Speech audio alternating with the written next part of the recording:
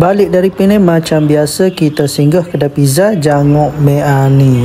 Lokasi dia di Jeli, Kelantan. Yang mana belum tahu boleh weh sahaja pizza Jangok Meani. Jom kita masuk.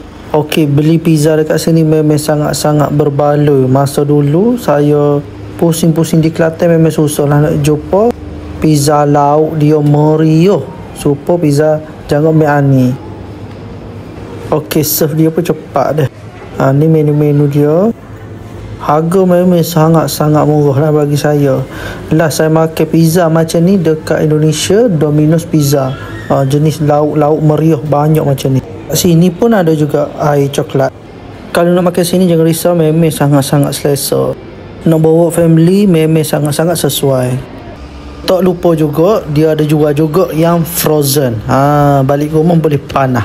Katakan nak makan-makan besar rumah, nak kelo, nak makan pizza, boleh beli yang frozen punya. Okey, settle.